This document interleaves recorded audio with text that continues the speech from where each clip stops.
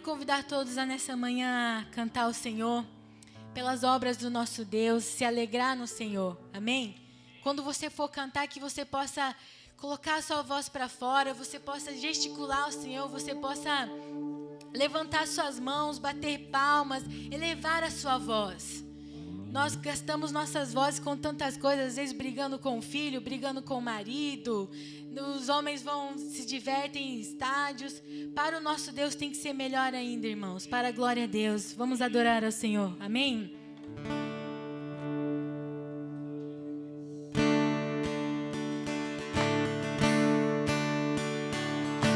Grandes são as tuas obras, Senhor.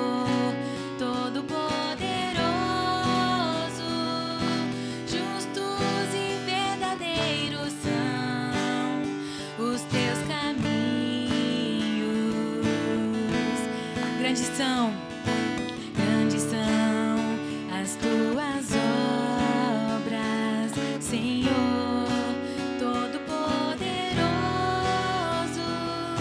Justos e verdadeiros são os teus caminhos.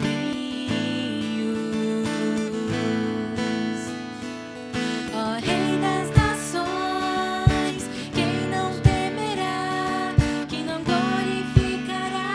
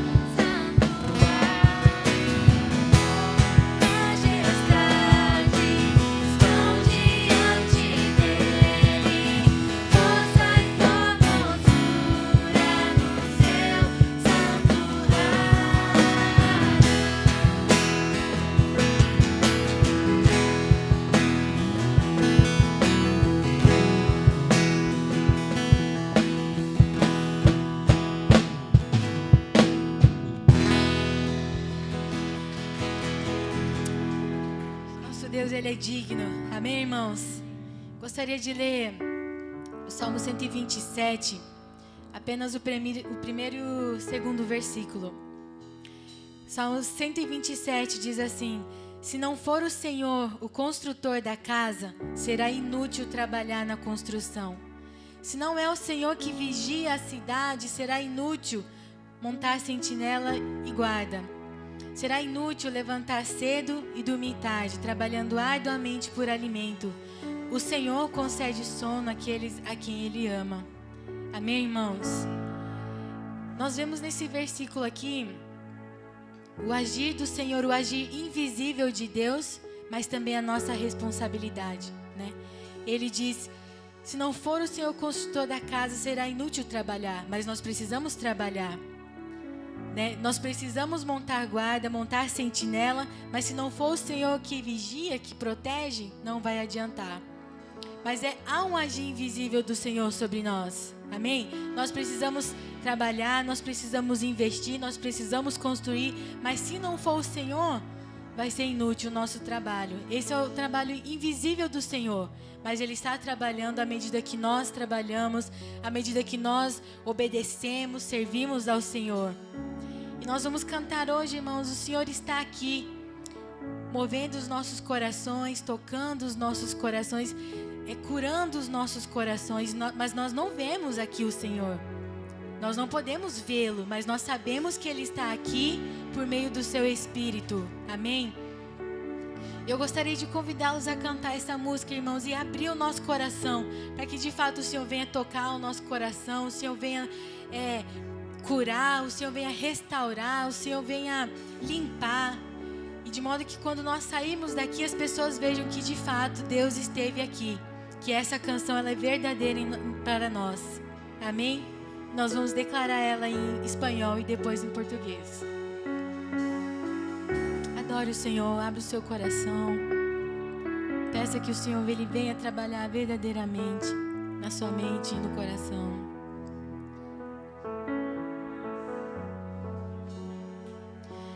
Aqui estás, devemos mover, te adorarei, te adorarei. Aqui estás, obrando em mim, te adorarei, te adorarei. Declare mais uma vez. Aqui estás, devemos mover, te adorarei, te adorarei. Aqui estás, obrando em mim, te adorarei, te adorarei. Milagroso, abres caminho, cumples promessas, luz em tinieblas, mi Deus, assim eres tu. Milagroso, abres caminho, cumples promessas, luz em tinieblas, mi Deus, assim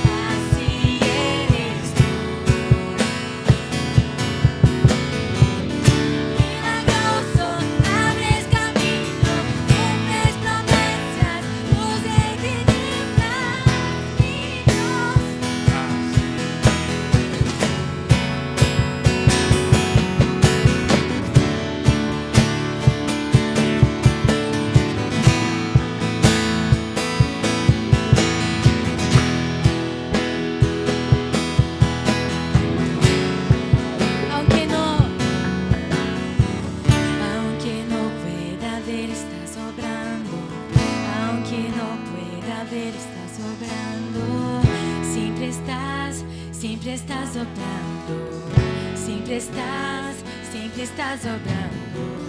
Aunque no pueda ver, estás obrando. Aunque no pueda ver, estás obrando. Sempre estás obrando. Sempre estás obrando. Aunque no pueda ver, estás obrando. Aunque no pueda ver, estás obrando. Sempre estás obrando. Sempre estás obrando. Aunque no pueda ver, estás obrando. Aunque no pueda ver, estás obrando. Sempre estás obrando. Meu Deus é Deus de milagres, Deus de promessas, caminho no deserto, luz na escuridão. Esse é quem tu és. Meu Deus é Deus de milagres, Deus de promessas, caminho no deserto, luz na escuridão. Esse é quem tu és. Ainda que eu não veja, estás agindo. Ainda que eu não veja, estás agindo. Sempre estás agindo. Ainda que eu não veja, estás agindo. Ainda que eu não veja, estás agindo. Sempre estás agindo. Meu Deus é Deus de milagres, Deus de promessas, caminho no deserto, luz na escuridão. Meu Deus, esse é quem tu és. Meu Deus é Deus de milagres, Deus de promessas, caminho no deserto. Nós cremos, Senhor, sim, que Tu és, ó Deus, o nosso Deus de milagres, o Deus que age mesmo quando os meus olhos humanos não podem ver, Senhor. Mas diz a Sua palavra, Deus, nós andamos pela fé, Senhor, e não por vista, não pelo que vemos, Senhor. Ainda que o mundo, ó Deus, ao nosso redor esteja um caos, ainda que nos faltem forças, Senhor, o nosso Deus está agindo nas nossas vidas. O nosso Deus está construindo a Sua igreja, está construindo o Seu reino. E nós vamos continuar trabalhando, Senhor, para o avanço do Seu reino, ó Deus. O Senhor vai continuar, Senhor, vigiando a cidade. É o Senhor que vai vigiar, vai guardar a igreja, vai guardar a nossa casa, porque o Senhor é o nosso Deus. O Senhor é o nosso vigia, é o Deus que não dorme, o Deus que não descansa. Nós queremos Te adorar, Senhor. Tu és o nosso Deus. Deus de milagres, Deus de promessas, caminho no deserto, luz na escuridão. Esse é quem Tu és. Deus de promessas,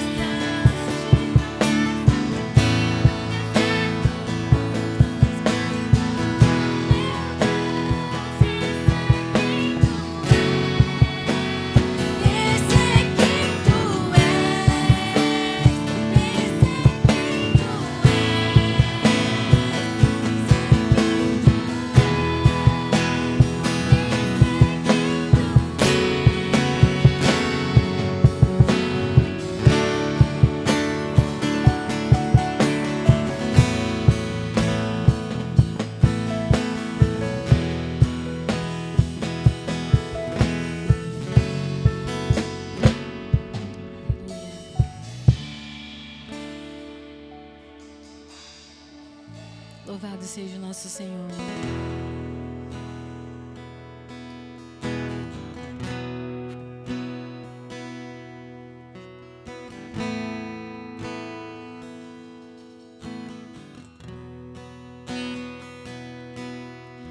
Em espírito,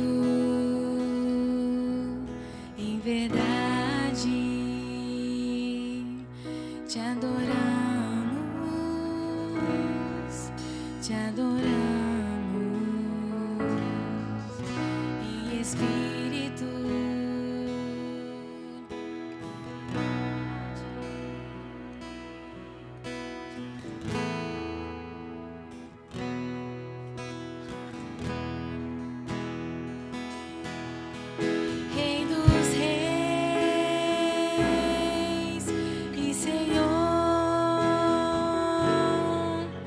te entregamos nosso viver, Rei dos Reis e Senhor,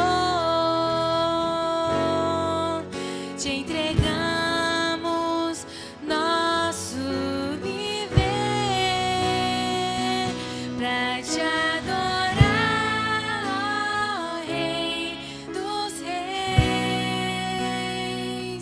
Foi que eu nasci, ó Rei Jesus. Meu prazer é te louvar, meu prazer é estar nos átrios do Senhor. Meu prazer é viver na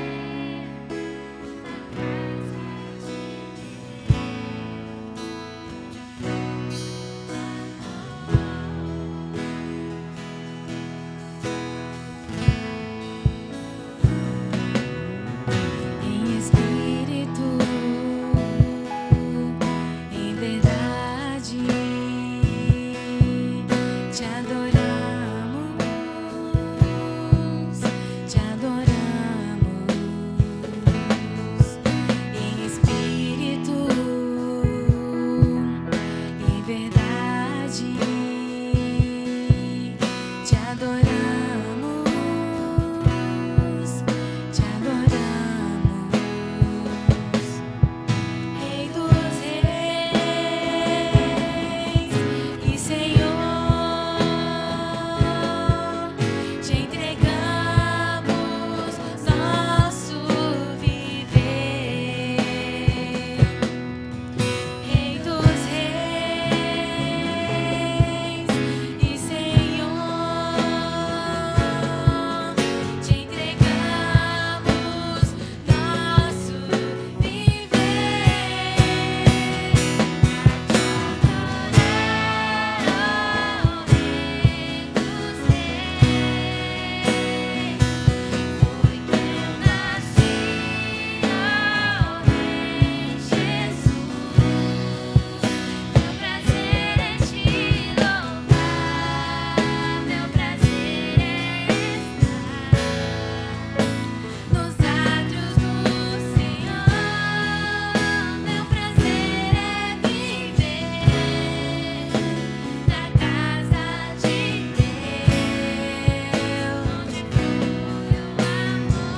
Só a igreja declare pra te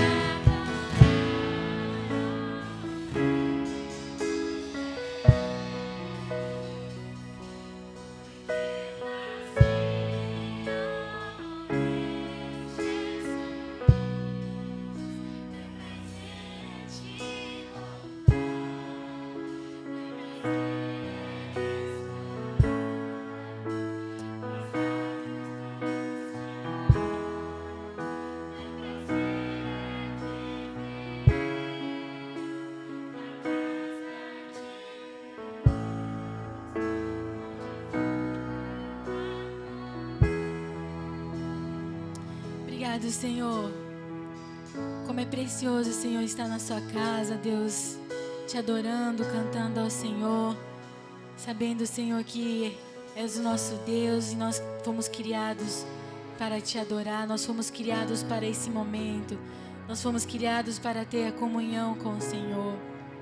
Senhor, que essa canção seja uma verdade nas nossas vidas. Aleluia. Ó Deus, que nós possamos sentir cada vez mais a alegria de estar na sua presença, Sim, Pai. de estar em sua casa, Senhor. Nós te Amém, adoramos de todo o coração. Recebe nosso cântico, recebe Senhor. nossas ofertas. Senhor, Tu és tudo que nós temos, ó Deus. Por isso recebe, Senhor, nosso louvor, em nome de Jesus. Amém. Louvado seja o Senhor. Amém. Glórias ao teu nome, Senhor. Enquanto as crianças vão estar saindo, quero convidar você aí onde você está, a abrir a sua Bíblia em 1 Pedro. Um tempo tão precioso como esse, onde o Senhor preparou para nós. Amém? Quantos estão felizes nesta manhã? Amém? Então que o Senhor possa falar uma vez mais ao nosso coração, depois de um tempo maravilhoso de cantar louvores que engrandece o nome do nosso Deus, que é digno de honra e glória, nós pedimos, Senhor, agora fala com a gente. Quebranta o nosso coração, direciona essa palavra ao mais íntimo do meu ser. Oro também que essa mensagem chegue àqueles que vão, de alguma maneira, depois assistir essa mensagem gravada também. Que eles possam ser edificados, transformados, encorajados, fortalecidos. Então, que você esteja atento àquilo que o Senhor quer ministrar esta manhã. 1 Pedro capítulo 4, do versículo 1 ao versículo 6. Hoje iniciaremos aí o capítulo 4, mas ainda no mesmo pensamento, Pedro, inspirado pelo Espírito Santo, dirigindo aquela igreja daquele tempo, que estava dispersa por causa da perseguição, e o Espírito Santo dirige essa palavra aos nossos corações no século 21, onde nós vivemos dias que não são fáceis muitas vezes, né? Nós aí não precisamos ser profeta para olhar para o cenário mundial e entender que os dias estão cada vez mais difíceis. E talvez você esteja vivendo momentos difíceis na sua vida particular também. Então o Senhor vem para consolar o nosso coração uma vez mais. 1 Pedro capítulo 4, do versículo 1 ao versículo 6, todos acharam? Amém? No término nós vamos orar, pedir a bênção do nosso Deus. Diz assim a palavra do Senhor.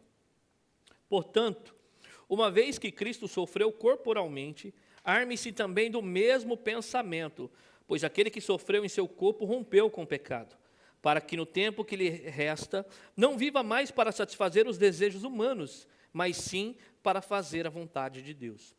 No passado, vocês já gastaram tempo suficiente fazendo o que agrada aos pagãos.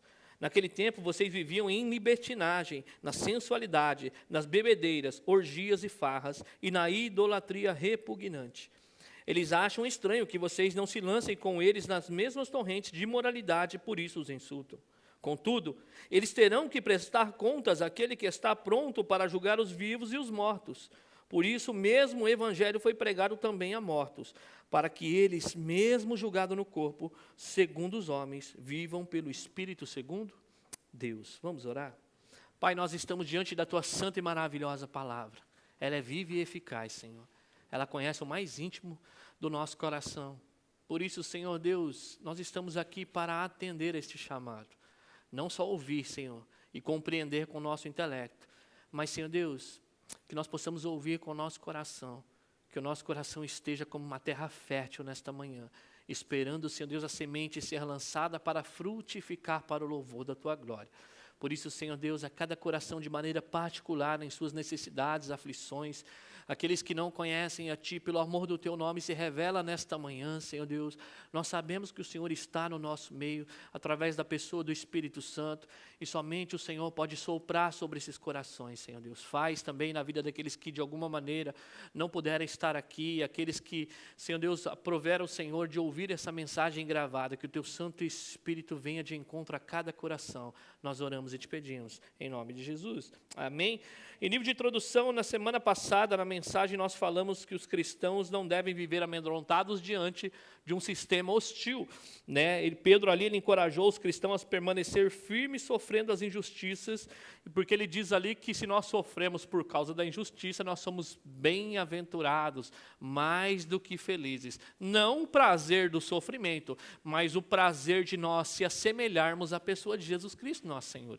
É inevitável, a partir do momento que você começar a se parecer com o Senhor Jesus Cristo, de alguma maneira você vai ganhar uma resistência nesse mundo. Ao invés de nós ficarmos amedrontados aqui e com medo, ele diz que ao invés disso nós devemos aí ser chamados para santificar Cristo em nosso coração. Lembra de santificar Cristo no nosso coração? É ter o Senhor como Senhor da sua vida. Em vez de vocês temerem essa perseguição, em vez de vocês temerem as pessoas abandonar você, em vez de vocês temerem a opressão desse mundo, ele fala, santifique a Cristo em seu coração. E o coração é o centro do nosso ser, tudo que temos e tudo que somos. Em vez de nós ficarmos amedrontados, nós devemos então consagrar a nossa vida ao Senhor. E ele diz ali que nós devíamos estar preparados para responder a qualquer pessoa que pedisse a razão da esperança que havia em nós. E aí nós falamos, o que é responder? É a apologia, é a defesa verbal da sua fé. Naquele tempo, né, como eu tenho falado na última mensagem, as pessoas poderiam ser convocadas de maneira formal a prestar a razão da sua fé. Por exemplo, diante das autoridades daquele tempo, tanto religiosas quanto romanas. E aí eles olhassem para você e vissem no seu estilo de vida que você era diferente. É aquilo que ia fazer com que eles convocassem você para explicar por que você vivia daquela maneira. O que vai atrair as pessoas a questionarem o porquê nós cremos daquilo não é somente o que professamos. Não é os encontros que nós temos aqui, que é maravilhoso de domingo, amém? Mas a maneira que nós vivemos. É a maneira que nós vivemos que vai questionar aquelas pessoas a perguntarem o porquê nós cremos assim. Por que as pessoas pisam em você e mesmo assim você a ama? Por que mesmo as pessoas abandonam você, você abençoa essas pessoas? Que esperança é essa? É a esperança da razão que é em nós. E nós aprendemos que Pedro, assim como Paulo, o Senhor Jesus foi levado diante das autoridades, mas diz que nós devemos fazer aquilo com mansidão e com respeito, mantendo a boa consciência da nossa fé. Nós temos sim que estar preparados para responder o porquê nós cremos nisso, mas nós devemos fazer isso com respeito. E aí, ainda no mesmo pensamento, ele vai dizer aqui que Jesus Cristo, ele foi morto, mas vivificado pelo Espírito. Nós falamos da morte e da ressurreição de Jesus, o qual ele foi e pregou os espíritos em prisão. Nós já aprendemos que os espíritos em prisão não são aquelas pessoas assim, diretamente que estão no inferno e o Senhor Jesus, entre a sua morte e ressurreição, desceu lá para pregar como uma espécie de segunda chance. Não, mas que Jesus, através de Noé, no tempo de Noé, aquele povo hostil, ele pregou através de Noé o arrependimento, dizendo a aquele povo, volte para o Senhor. E o que Pedro estava dizendo ali é que os tempos de Pedro, e eu creio que os nossos tempos não são diferentes do tempo de Noé. Pessoas estão cada vez mais caminhando a passos largos para esse mundo hostil. O sistema está cada vez mais lutando contra a igreja, mas ele fala, permaneça firme, continue confiando no Senhor. No tempo de Noé não foi diferente. Apenas 8 pessoas foram salvas. Por quê? Porque eles eram bons? Não, porque eles acreditaram na promessa de Deus. E Deus nos chama a confiar nas suas promessas, e Ele vai fazer aqui uma série de aplicações com base nisso, mostrando que vale a pena sim esperar no Senhor, mas enquanto nós esperamos no Senhor, mais uma vez Ele quer nos lembrar de que maneira nós esperamos no Senhor. Enquanto o Senhor não vem, enquanto a nossa herança ainda ela não é tida por nós assim de maneira 100%, porque nós vamos só desfrutar na segunda volta de Jesus, Ele fala que nós devemos aqui, enquanto estamos vivendo na terra, de que maneira nós devemos viver. Por isso o versículo 1 vai dizer assim, portanto, uma vez que Cristo sofreu corporalmente, a ideia de sofrer corporalmente é que Jesus sofreu na carne. Uma coisa que eu queria chamar a sua atenção aqui, primeiro, é que no versículo 18 do capítulo 3, ele vai falar que Jesus sofreu na carne, mas ele foi vivificado pelo Espírito, é o que diz no finalzinho do versículo 18 do capítulo 3. Ele foi ali morto no corpo, não temos dificuldade, Jesus morreu literalmente, mas ele não ficou na cova, a morte não pôde detê-lo. O Espírito Santo de Deus faz o que com ele? O ressuscita. Mas ele quer dizer aqui no versículo 1, se você voltar lá no capítulo 4, então, portanto, já que Jesus sofreu também na carne, corporalmente, nós devemos se armar do mesmo pensamento. Ele vai dizer ainda no versículo 1, na parte B. O que eu quero chamar a sua atenção primeiro aqui, é que Pedro ele vai falar algo interessante a respeito da pessoa de Cristo. Vai dizer que Jesus Cristo era 100% homem. Ele sofreu no corpo. E nós vamos ver diante das Escrituras que Jesus teve fome, Jesus teve sede, Jesus chorou. Né? Lázaro estava lá, quando ele dá de encontro lá com Marta e Maria, ele começa a chorar, ele chora por Jerusalém. Jesus se alimenta. Jesus, numa tempestade, depois de dar a ordem aos seus discípulos, passemos para o outro lado, ele tira uma soneca, né? Ele dorme. Então você vai ver a humanidade de Jesus. Ele sofreu dor literalmente no nosso lugar, e nós já sabemos que ele não sofreu por pecado nenhum, mas ele sofreu o justo pelos injustos. Então nós vemos aqui que Jesus, ele sofreu, mas quando você vai ler Hebreus capítulo 4, versículo 15, diz que ele passou por todo tipo de tentação, porém sem pecado. Amém? Você crê nisso? Jesus não pecou. Ele sofreu todo tipo de tentação. Não foi só o deserto. Ele foi tentado pelos homens. Ele foi tentado o tempo todo. O diabo tentou ele sim no deserto. Mas ele foi tentado, todo tipo de tentação. Aí o autor em Hebreus faz uma observação. Porém, sem pecado. Que ser humano na face da terra hoje teria a capacidade, a coragem de levantar a mão e falar assim, eu passei por todo tipo de tentação, porém, sem pecado. Ninguém poderia rogar para si mesmo essa autoridade. Mas o Senhor Jesus Cristo, ele sofreu, mas porém, ele não pecou. Mas então o autor ali no versículo 1, ele diz que nós devemos se armar também do mesmo pensamento. E é interessante essa palavra armar aqui, que é um termo militar, né? Que é preparar-se, equipar-se para lutar, é um termo militar para a guerra. Então, assim, Jesus ele se armou desse pensamento, ele era revestido desse pensamento, a respeito do quê? Da obediência e o sofrimento. O que Jesus tinha claro, que ele estava pronto para obedecer e ele estava pronto para sujeitar o sofrimento. E ele fala, vocês cristãos, assim, portanto, já que Cristo também sofreu na carne, vocês precisam se equipar desse mesmo pensamento que ele também teve, em relação ao quê? A obediência e ao sofrimento. E aí nós vamos entender, queridos, que quando nós começamos a se armar do mesmo pensamento que Jesus Cristo, é inevitável, a perseguição vai chegar. A perseguição, a opressão desse mundo vai chegar sobre a nossa vida. 2 Timóteo 3,12 diz que todos quanto querem viver piedosamente em Cristo serão perseguidos. Simplesmente por querer fazer a vontade de Deus. Aqueles que querem viver piedosamente em Cristo, fazer a vontade de Deus, eles serão perseguidos. Por isso que ele diz aqui que nós devemos se armar do mesmo pensamento que houve também em Cristo Jesus, o nosso Senhor. Mas olha o que ele vai dizer ainda no versículo 1, na parte B. Ele vai dizer ali, pois aquele que sofreu em seu corpo rompeu com pecado. O que quer dizer aqui rompeu com o pecado? A ideia aqui quer dizer que Cristo venceu o pecado através do sofrimento. Cristo venceu o pecado através do sofrimento. Nós já sabemos disso. Então, aquele que sofreu no corpo, ele rompe com o pecado. Cristo triunfou sobre o pecado. Ele foi capaz de se submeter ao maior do sofrimento. Olha só, presta atenção nisso aqui. Jesus, ele foi capaz de se submeter ao maior sofrimento, mas ele não foi capaz de se submeter ao menor dos pecados. Esse é o nosso Deus. Então você percebe que ele toma as nossas dores sobre si. Eu já tenho falado sobre isso. Nós olhamos a cruz, se você já assistiu algum filme, jovens que estão aqui, da crucificação é algo terrível. Né? É a pior morte que havia naquele tempo, era uma morte que ia levando você a uma agonia profunda, você ia morrendo aos poucos, você ia sentindo a dor na carne. Mas o que Jesus sofreu de fato não foi somente pregos, coroas de espinhos, rejeição humana, que já era grande coisa, mas a ira de Deus estava sobre ele contra o nosso pecado. Então você vai ver que Jesus, ele se suporta isso, ele vai até o Getsêmani, ele pede por 3 vezes, Senhor, se possível, passa de mim esse cálice, que ele teria que enfrentar o juiz de Deus, por causa da nossa culpa. Mas ele foi capaz de escutar, em outras palavras, a palavra de Deus, que não era possível livrar dele aquele cálice, que a única maneira de nos levar ao Pai é ele tomar o pecado sobre si e tomar aquele maior sofrimento, para que se você que está em Cristo jamais vai experimentar esse sofrimento, e ele se sujeitar, contudo, seja feita a tua vontade. Jesus, ele foi capaz de se sujeitar ao maior sofrimento. Mas você vai ver Jesus não sendo capaz de se submeter ao menor dos pecados. Louvado seja o Senhor por isso.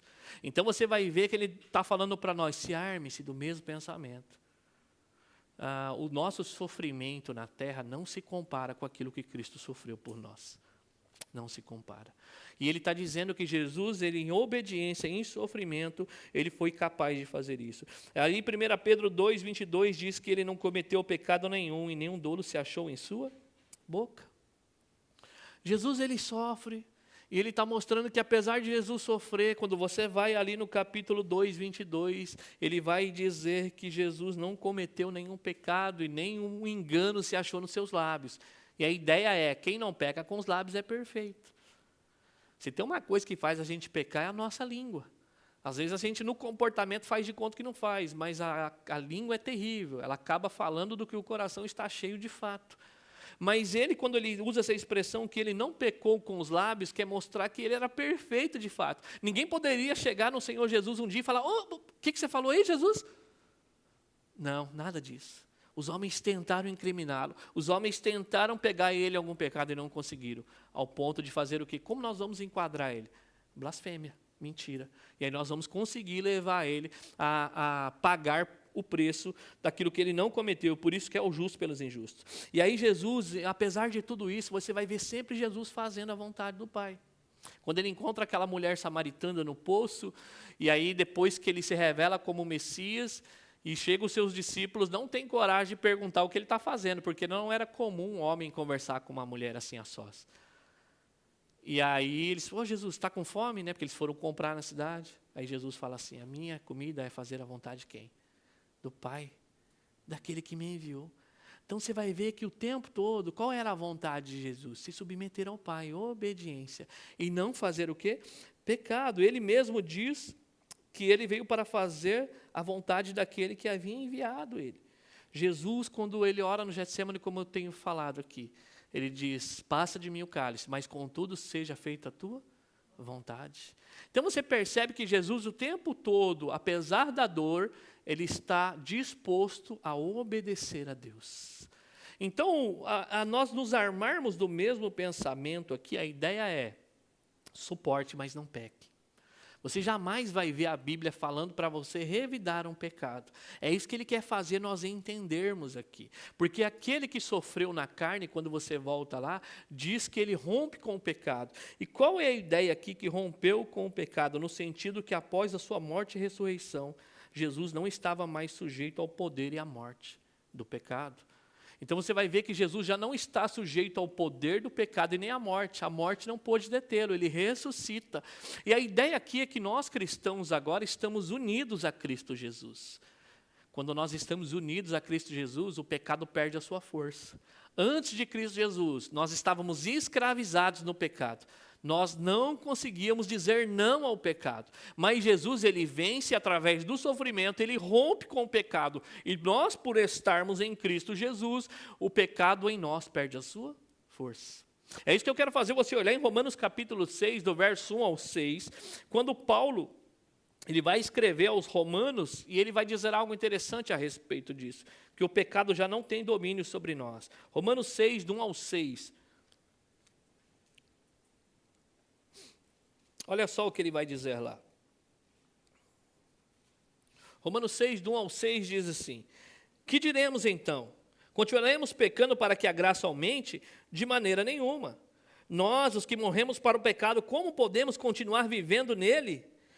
Ou vocês não sabem que todos nós que fomos batizados em Cristo Jesus, fomos batizados em sua morte? Portanto, fomos sepultados com ele em sua morte por meio do batismo, a fim de que, assim como Cristo foi ressurreto dos mortos, mediante a glória do Pai, também nós vivamos uma vida nova.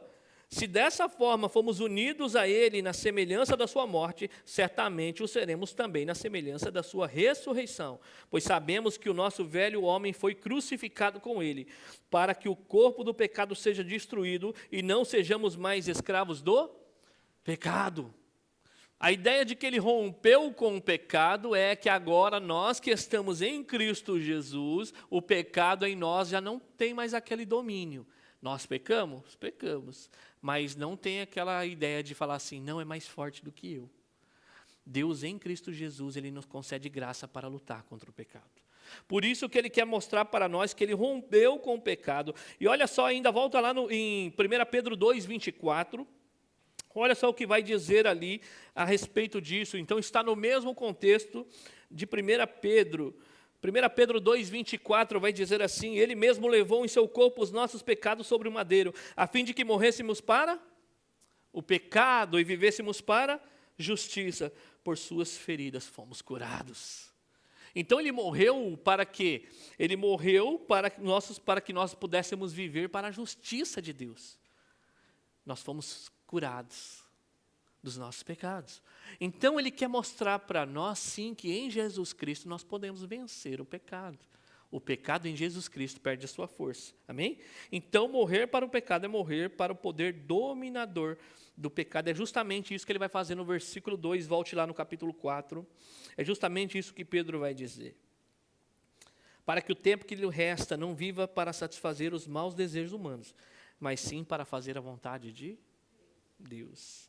E a ideia aqui no tempo que lhe resta, que ele quer dizer aqui, para não satisfazer os desejos humanos ou da carne, mas sim a vontade de Deus, é que os cristãos aqui, quando ele se encontra com o Senhor Jesus Cristo, ele quer dizer o tempo que lhe resta em vida. Eu não sei quando Jesus vai retirar você dessa terra, mas a partir do momento que você encontrou com Ele, está dizendo, daqui para frente, o tempo que te restar, vocês não vivam mais como vocês viviam antes de conhecer a Jesus, mas vocês vivam para fazer a vontade de Deus. Então é muito interessante isso. Ele falou, Jesus rompeu com o pecado. Então vocês já não são mais escravos do pecado. Agora vocês estão aí sofrendo a injustiça desse mundo. Estamos dizendo que há uma esperança que Jesus voltará um dia, mas nós não sabemos ainda quando isso acontece ou quando chegará o seu dia. Mas enquanto esse dia não chega, ele fala o tempo que te resta. Quanto tempo me resta, pastor? Eu não sei. Mas o que eu sei é que se Jesus Cristo entrou na sua vida, você tem uma nova vida, amém?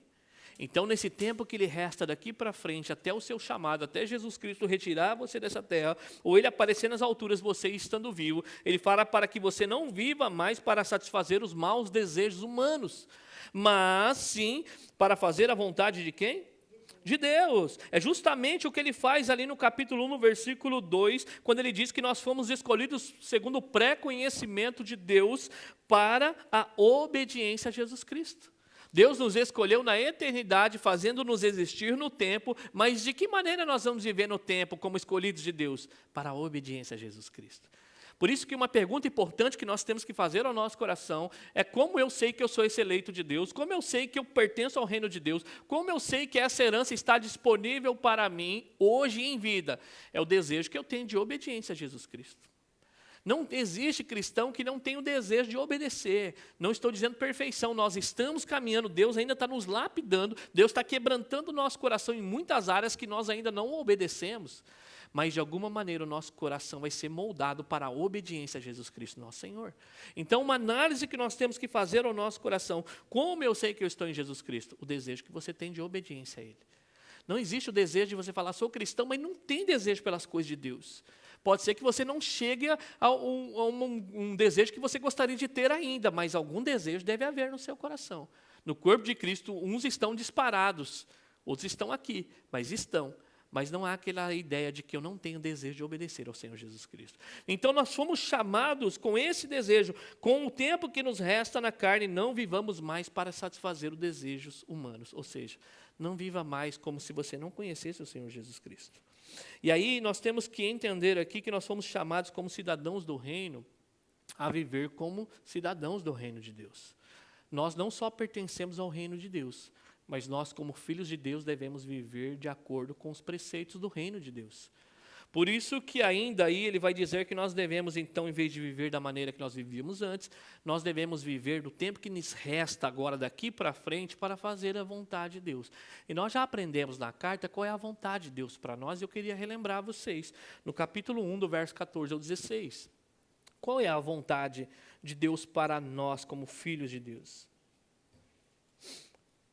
Olha só a vontade de Deus no capítulo 1, do verso 14 ao 16. Como filhos obedientes. Não se deixe amoldar pelos maus desejos de outrora, quando viviam na ignorância. Mas assim como é santo aquele que os chamou, sejam santos vocês também em tudo que fizerem, pois está escrito, sejam santos, porque eu sou santo. A vontade de Deus para nós é santidade. O que é fazer a vontade de Deus, pastor? São tantas coisas. Viver uma vida santa, em outras palavras. Quando Ele chama você para viver a vontade dEle, em outras palavras, Ele está dizendo, viva uma vida em santidade. É que nós levamos o aspecto da santidade somente para desejos sexuais ilícitos, né? Santidade, oh meu Deus, essas coisas depravadas. Não, santidade, sabe o que é? Uma vida separada para Deus. Você estava aqui nas trevas, e Deus pegou você agora e transportou você para cá, para o reino do seu Filho amado. Agora você não frutifica mais aqui, mas aonde você frutifica? no reino do seu Filho amado. Vida em santidade. Então, o tempo que lhe resta agora, de que maneira nós devemos viver? Vivendo para agradar ao Senhor, ao nosso Deus. Amém? Essa é a ideia. Efésios no capítulo 1, versículo 4 diz assim, ó, escute só, Efésios 1, 4, porque Deus nos escolheu nele antes da criação do mundo, para sermos santos e irrepreensíveis na sua presença. Santos na sua presença, separados para Ele. Ele te fez na eternidade, não para que você vivesse os prazeres da carne, não para que você vivesse como esse mundo que vive, que jaz no maligno, mas que você vivesse para Ele. Efésios 1, 4, porque Deus nos escolheu nele antes da criação do mundo, antes de qualquer dia seu existir. Deus já conhecia cada um deles. E Ele vai dizer ali, para sermos santos e irrepreensíveis na sua presença. Eu já falei da presença de Deus. Deus está aqui agora, sim ou não? Então, nós devemos ser santos aqui. E quando você sair dali daquela porta, Deus está ali, sim ou não? Então, você deve viver a santidade ali também. Quando você voltar para a escola na segunda-feira, Deus está lá, sim ou não? Santidade lá também. Quando a gente for se relacionar com o nosso cônjuge, Deus está lá, sim ou não? Santidade. Você percebe que em toda a nossa vida diante de Deus, na sua presença, por isso que esse é o temor. Quando é o temor? É quando eu entro aqui e tenho que tirar o boné e falar bonito? Não. Em todo lugar que você estiver, Deus está presente na sua vida. Você é um culto ambulante. Você sai daqui, você está na sua presença. Por isso que nós somos chamados para viver em obediência. Deus não estará presente somente quando nós atravessarmos o túmulo. Deus se faz presente hoje, Deus conosco. O Espírito Santo em nós. Por isso que agora, o tempo que lhe resta agora na carne, Jesus Cristo está aí com você, então é daqui para frente. Viva não mais para agradar os desejos humanos, mas para fazer a vontade de Deus. Porque essa é a vontade de Deus para nós, que nós possamos viver uma vida santa. E é isso que Pedro vai deixar claro, volte no versículo 3, ali na parte A. Então, uma vez que nós estamos em Cristo, é preciso aqui nós cortarmos a relação com o nosso pecado. E ele vai listar ali alguns pecados que esse povo ele vivia naquele tempo. E eu vou trazer aqui para vocês esses pecados. E aí você vai se assemelhar com os dias que nós vivemos. E olha só o que ele vai dizer ainda no versículo 3. No passado vocês gastaram tempo suficiente fazendo o que agrada aos pagãos. Tem alguma versão que diz aí basta, nesse versículo 3 de vocês? Porque já basta o tempo. A nossa irmã Mitico, ele tem. Como que diz a sua versão, irmão?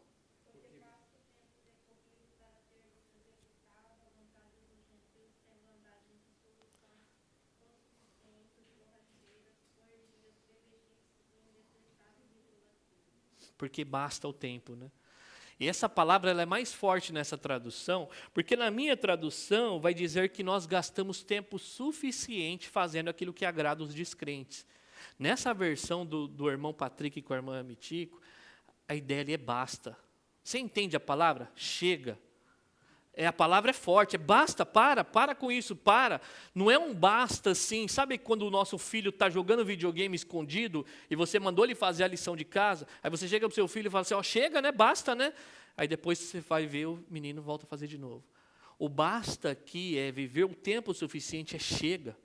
O que Pedro está dizendo nessa palavra, ela tem um peso muito grande. Vocês já se encontraram com o Eterno. Agora, vocês não podem mais viver da maneira que vocês estavam vivendo antes.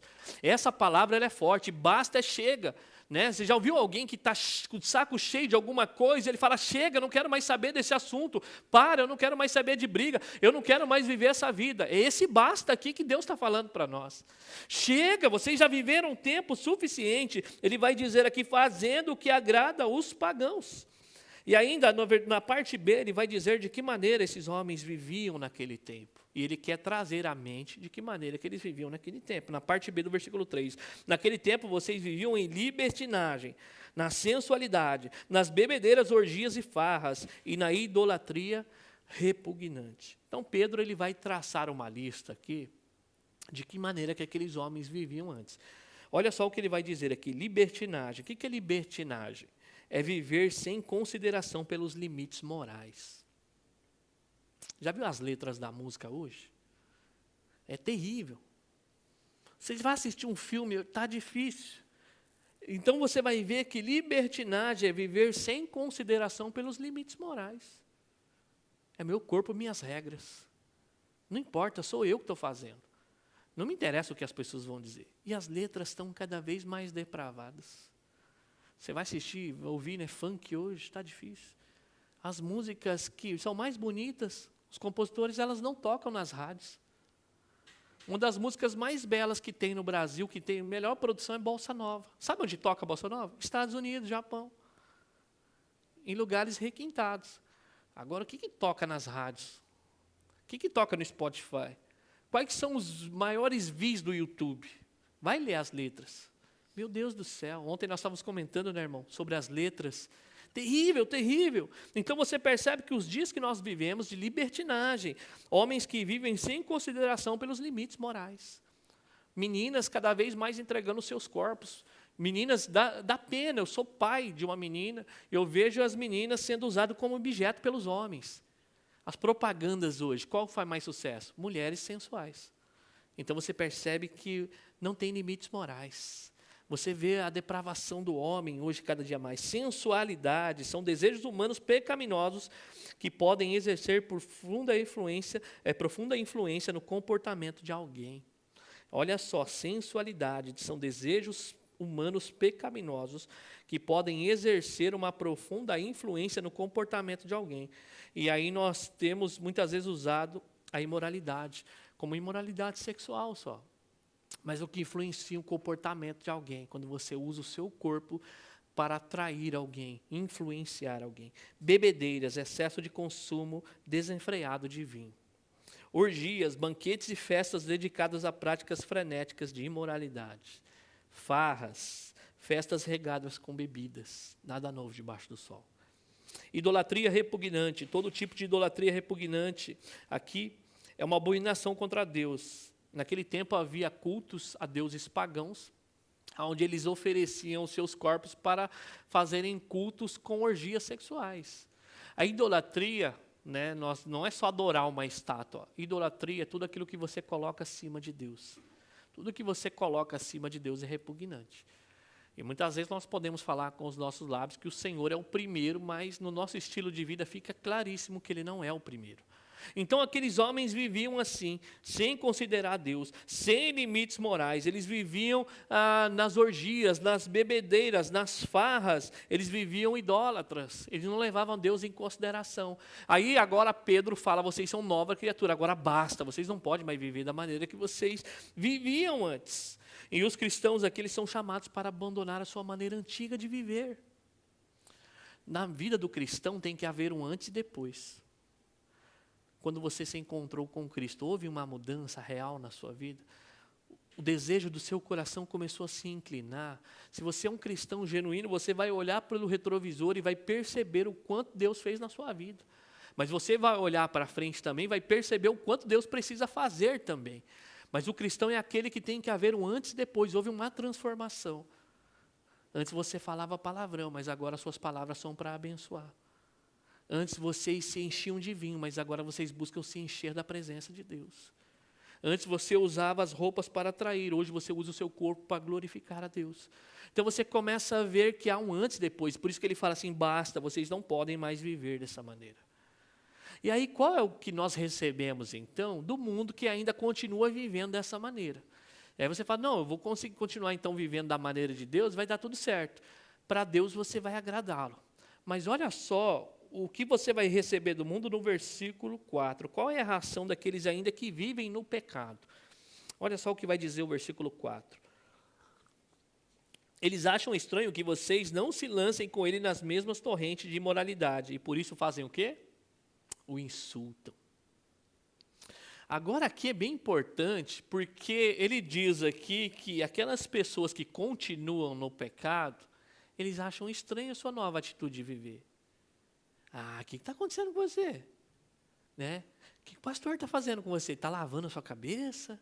Você não era assim? Quando eu chamava para beber, você estava lá. Quando eu chamava para você fazer besteira, você não pensava duas vezes. Quando eu chamava para você compartilhar coisa errada na internet, você era o primeiro. O que está acontecendo com você? Eles começam a achar estranho. Por quê? Porque há diferença. Porque antes você vivia como eles. Então, quando você vive com alguém da mesma maneira, é fácil andar junto. Porque há muitas coisas em comuns. Começa a ser diferente para você ver. As pessoas percebem. Por que havia um insulto? Porque eles olhavam para eles e achavam estranho. Porque eles não estão se lançando mais no pecado com a gente. É isso que acontece quando Deus tira você das trevas. As pessoas olham para você, eles começam a perceber. Você não era assim. Eu lembro. Você estava com a gente até ontem. O que aconteceu com você? E aí o que eles fazem com você? Eles não se contentam. Simplesmente, não, legal aí sua vida, hein? É isso mesmo, vai para cima. Continua assim. Não. Sabe o que eles fazem com a gente? Nos insultam. Quantas vezes você tem que suportar um insulto quando você se converte? As pessoas tiram sarro de você. Lá o santinho. Ixi, rapaz. Eu mesmo sofri bastante no começo. Hoje as pessoas se conformaram. Mas se a gente não tiver essa maturidade, a gente entra em atritos desnecessários. As pessoas colocavam um copo de bebida alcoólica na minha mão, assim, ó. Bebe aí, rapaz, pastor não está aí não. É mais ou menos assim. Não, você não entendeu. Deus transformou a minha vida, eu não tenho prazer nessas coisas. As pessoas chegam assim, e se você estiver numa rede social, eles vão compartilhar besteira com você. Se você estiver num grupo do WhatsApp, eles vão enfiar um monte de lixeira para você lá, porque eles querem te insultar. Eles querem falar mal de Jesus na sua frente. Eles querem tirar sarro de cristão. É por isso, por que eles te insultam? Por quê? Porque eles acham estranho que vocês não fazem mais esse tipo de coisa. Aqui é o sentido da perseguição que Pedro quer trazer àqueles homens. Por que a gente serve Jesus? Por que a gente é fiel a Ele? Por que a gente diz não ao pecado e a gente está sofrendo perseguição? Porque eles acham estranhos que vocês não fazem esse tipo de coisa. Por isso que eles perseguem você. Não há nada de incomum aqui. Todos aqueles que querem viver piedosamente em Cristo serão perseguidos. E alguns vão ver essas boas obras nossas e vão glorificar a Deus no dia da visitação, como nós já aprendemos nas vezes passadas. Muitos vão olhar para nós e Deus, pela sua graça e misericórdia, vai nos usar como instrumento para levá-los ao arrependimento. Mas muitos podem fazer como na época de Noé. Apenas 8 foram salvos. E Noé suportou. Noé, naquele tempo, ele construindo aquela arca durante anos e anos e anos. Num tempo que não chovia. E ele teve que suportar a imoralidade do seu tempo, confiando no Senhor. Mas um dia, diz que veio o dilúvio. Noé, ele entra naquela arca e o juízo de Deus vem.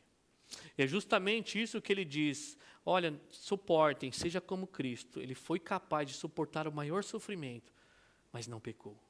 Vocês têm que ter a mesma atitude. Outra, vocês têm que abandonar essa maneira que vocês viviam antes. E a surpresa para vocês, quando vocês fizerem isso, olha o que vocês vão ganhar aqui, a rejeição do homem. Mas espera um pouco aí, porque ele quer mostrar que nos tempos de Noé não foi diferente, nos tempos de Pedro não era, e eu quero mostrar para você que nosso tempo não vai ser diferente. Olha o que ele vai dizer, o que vai acontecer com esses homens que vivem desta maneira. Versículo 5. Olha só o que ele vai dizer aqui. Por mais que nós soframos injustiça no mundo por parte dos homens, olha o que esses homens vão ter que fazer no versículo 5. Contudo, eles terão que prestar contas àquele que está pronto para julgar vivos e mortos. Com quem que eles vão prestar conta? Com Deus. Eles podem fazer toda a injustiça do mundo com os cristãos desse mundo. Permaneça firme. Não pague o mal com o mal. Suporte aí, dentro do seu lar, o seu marido incrédulo. Suporte os senhores aí, que muitas vezes eles vão te oprimir. Se submeta às autoridades. Por mais que eles vão ter você, insultando você, ele fala assim, contudo, chegará um dia que eles terão que prestar contas com aquele que é capaz, que está pronto para julgar vivos e mortos. No versículo 17 do capítulo 1 diz que ele julgará as obras de cada um imparcialmente. Imparcialmente. Deus não aceita suborno. Não importa quanto dinheiro você tenha. Não importa quantos seguidores na rede social você tenha. Não importa o reconhecimento que essa cidade tem em você. Se você não está em Cristo, imparcialmente. Ele não aceita suborno. Ele fala que ele julgará. Mateus no capítulo 12, olha o que vai dizer lá. Versículo 36 a respeito desse juízo de Deus. Mateus 12, 36. Mas eu digo que no dia do juízo os homens haverão de dar conta de toda palavra inútil que tiverem falado. Sabe, cada palavra que sai da nossa boca, Deus registra. pensamentos. O HD dele é infinito. Sabe coisa que você nem lembra mais? Ele sabe. Os homens darão conta de toda palavra inútil que tiverem saído de suas bocas. Então ele está preparado, ele está pronto para julgar. Deus não é pego de surpresa, ele está só aguardando. Quando os homens estiverem na sua presença, terão que prestar conta. É isso que ele diz aqui para nós. Ou seja, quando ele diz aqui que ele está pronto para julgar vivos e mortos, é que nem a morte dará condição das pessoas escaparem do juízo de Deus. Por que isso é importante? Porque os homens podem praticar injustiça nesse mundo e morrer. E morrer como um aparente injustiça, por exemplo. Essa pessoa fez tanto mal para mim, essa pessoa fez tanto mal para a humanidade e morreu como um rei, morreu idolatrado. Que Deus é esse que não aplica juízo? Não. Ele está pronto para julgar vivos e mortos. Sabe o que quer dizer aqui? Que a morte não vai livrar esses homens do juízo eterno. Aparentemente, no mundo que vivemos, há muita injustiça. Aparentemente. Eles podem morrer como aparente injustiça. Mas a morte não os livrará do juízo eterno de Deus. Ele está pronto para julgar tanto aqueles que estiverem vivos na sua vinda, quanto aqueles que já atravessaram o túmulo. Então, olha só como isso é sério. Nem a morte dará a condição do homem escapar do juízo eterno de Deus. Então fiquem firmes. Eles vão tirar sarro de vocês? Vão tirar sarro. Contudo, eles vão ter que prestar conta um dia de tudo isso que eles estão fazendo na terra. Apocalipse 20, do verso 11 ao 13. Olha só o que vai dizer lá no dia do juízo, dia final. Apocalipse 20, do 11 ao 13. Olha só a visão de João a respeito do juízo final de Deus. Apocalipse 20, do 11 ao 13, depois vinha um grande trono branco, e aquele que nele estava sentado. O céu e a terra fugiram da sua presença, e não encontrou lugar para eles. Vi também os mortos, grandes e pequenos, em pé diante do trono, e os livros foram abertos. O livro foi aberto, o livro da vida. Os mortos foram julgados de acordo com o que tinham feito, segundo o que estava registrado nos livros. O mar entregou os mortos que nele havia, e a morte e o Hades entregaram os mortos que nele havia, e cada um foi julgado de acordo com o que tinha feito. Uau! Sabe aqueles mortos que desapareceram, ninguém nunca mais ouviu falar deles? Ele fala que o mar devolverá os mortos. Pessoas que nunca mais se ouviram falar delas. Mas e aí, agora não? Eles vão ressuscitar. Diz que estará diante do trono branco. Você tenta imaginar, às vezes eu dou uma... Você tenta imaginar, porque ele fala que é um trono branco, é o trono de justiça de Deus, é o justo juiz. Ele vai dar de acordo com as suas obras. Ele diz que céus e terra desaparecerá da presença desse trono. Eu fico imaginando como se fosse algo global. Quando Deus descesse para julgar as nações, todos estarão diante da presença dele. E esse pessoal que morreu e nunca ficou sabendo, não achou nem esqueleto, ossos dele, eles vão ser devolvidos. E aqueles que já estão no inferno, eles vão ter que voltar para se colocar diante da presença de Deus. Então você percebe que nem a morte dá condição do homem escapar.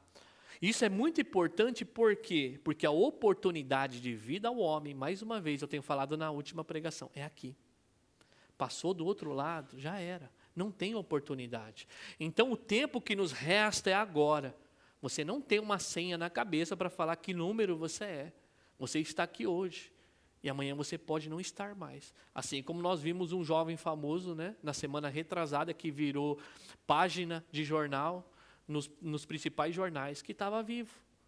Estava cantando num show, numa noite, no outro dia, já não estava mais entre nós. E aí você percebe que não há idade. Você não tem um número. Se você soubesse que ia morrer tal dia, você se arrependeria, talvez, ou não. Ou você ia fazer as coisas de fato que realmente importam, mas nós não temos essa autoridade. Então ele diz, o tempo que vocês restam, estão sofrendo, mas ficam firmes. E essas pessoas que estão oprimindo vocês, não se enganem, um dia elas estarão diante da presença de Deus e terão que prestar conta de tudo aquilo que elas estão fazendo. E aí, para consolar, volte ao versículo 6, ele vai dizer a respeito dos cristãos aqui. Olha só o que ele vai dizer ali, depois que ele falar que é para nós ficarmos firmes, que o juízo de Deus virá sobre aqueles que praticam a injustiça, no versículo 6 do capítulo 4, vai dizer lá, Por isso mesmo o evangelho foi pregado também a mortos, para que eles mesmos julgados no corpo segundo os homens, vivam pelo Espírito segundo Deus. Os mortos aqui, que ele se refere no versículo 6, são aqueles que entregaram a sua vida para Jesus, mas morreram. Talvez por conta de uma perseguição. Então ele foi pregado também, o evangelho foi pregado a esses mortos. Que mortos? Essas pessoas que agora estão mortos, mas que creram no evangelho. Mas olha só o que ele vai dizer interessante aqui. Para que eles mesmos julgados segundo os homens. O que é julgado segundo os homens? Os homens podem te julgar e te perseguir nesse mundo ao ponto de tirar a sua própria vida. Isso é ser julgado segundo o homem. Mas e segundo Deus? Se nós ouvimos o evangelho e mesmo assim eles nos mataram, literalmente, irmãos nossos que estão no Oriente Médio. O evangelho foi pregado para eles, para que eles vivam segundo Deus. Ele vai dizer aqui, vivam pelo Espírito segundo Deus. Em outras palavras, nem a morte nos deterá. Então a morte não é o fim do cristão. Você começa a ver aqui o contraste, a pessoas que vão viver uma vida injusta nessa vida, perseguindo a igreja, não tendo Deus em consideração, e aparentemente vai morrer em glórias. Mas um dia terá que enfrentar o juiz de Deus. E outros vão sofrer na carne ao ponto de perder a própria vida, mas ele fala, o evangelho foi pregado para eles creram no evangelho. Para que agora? O que acontece? Por que viver dessa maneira se nós vamos perder a nossa vida? Não, você não entendeu. Vocês vão viver segundo Deus, pelo Espírito. O Espírito de Deus um dia os ressuscitará. Então você vê que o consolo do cristão é esse. Para aqueles homens, muitos poderiam ser julgados na carne. Julgados na carne aqui é perder a sua própria vida por amor a Cristo. Mas por isso que o evangelho está sendo pregado entre vocês para os que creem. Porque mesmo que a morte venha sobre a vida de vocês, vocês vivam segundo Deus. Essa é a glória do cristão. O máximo que pode acontecer com a nossa vida aqui é alguém tirá-la. Esse é o máximo que pode acontecer. E talvez não esteja no nosso radar, no contexto que nós vivemos. Mas está no radar dos nossos irmãos aqui no Oriente Médio. Está no radar daqueles que estão aqui na Ásia, no Oriente Médio. Tem pessoas que estão na China, que estão sendo perseguidas. Não têm a liberdade que nós temos e literalmente eles podem ser julgados segundo a carne. E muitas vezes nós estamos negociando o evangelho por muito menos. Alguém que quer perder a amizade com você. Alguém que quer excluir você da rede social. Alguém que não quer mais olhar na sua cara. Você fala, não.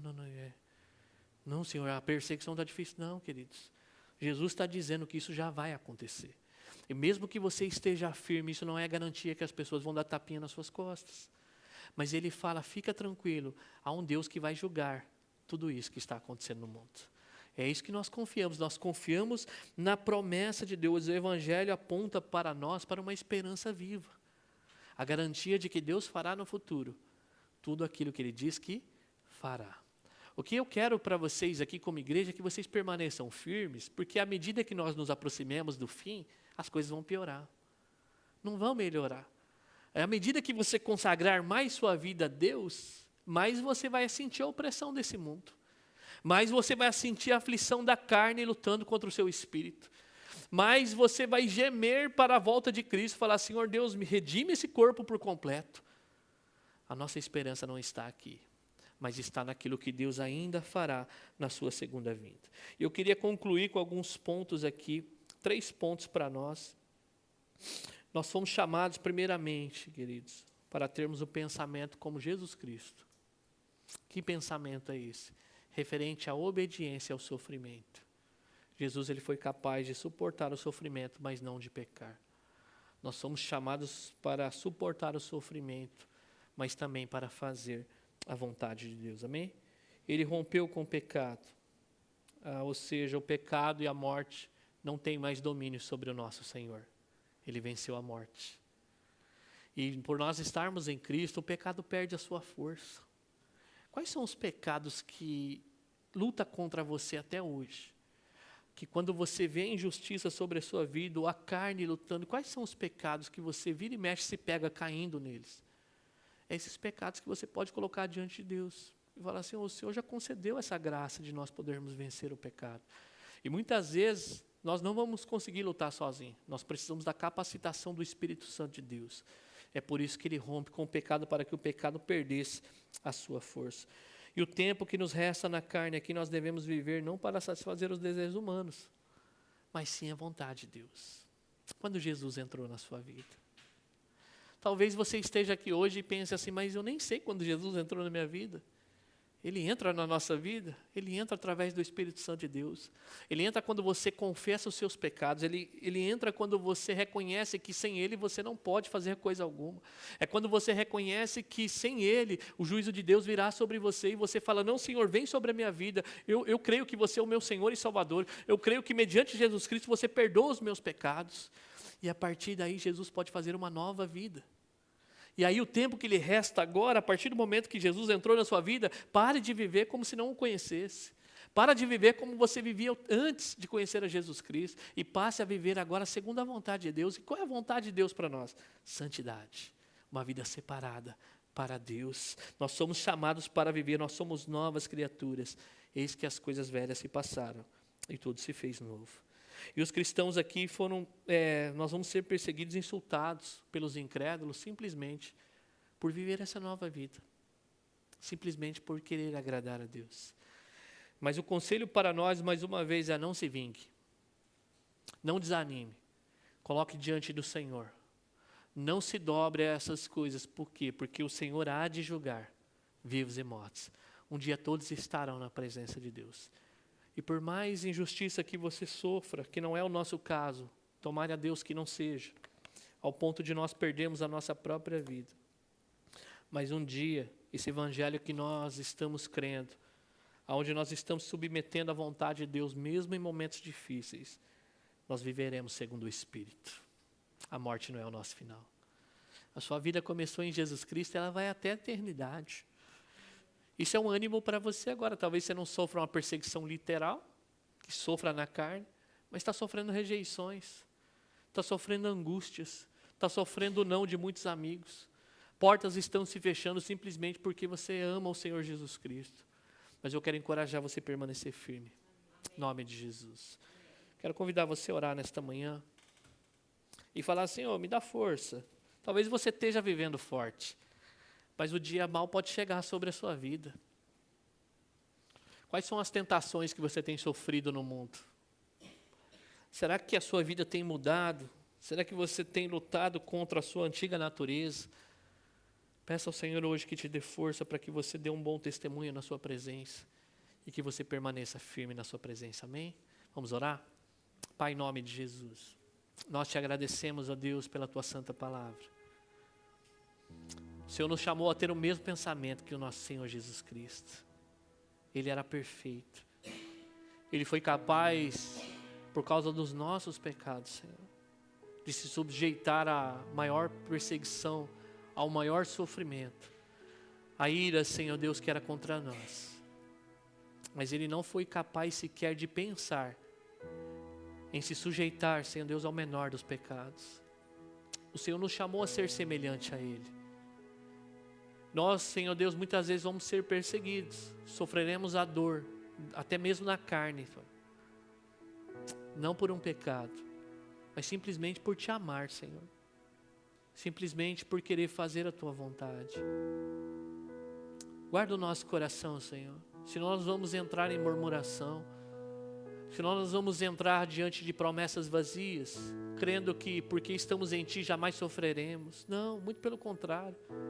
Nós sofreremos, Senhor Deus, porque nos assemelharemos à Tua pessoa. Nós vivemos num mundo que luta contra nós, onde vidas, Pai, nos insultam, onde vidas olham para nós, Senhor Deus, e vê essa transformação.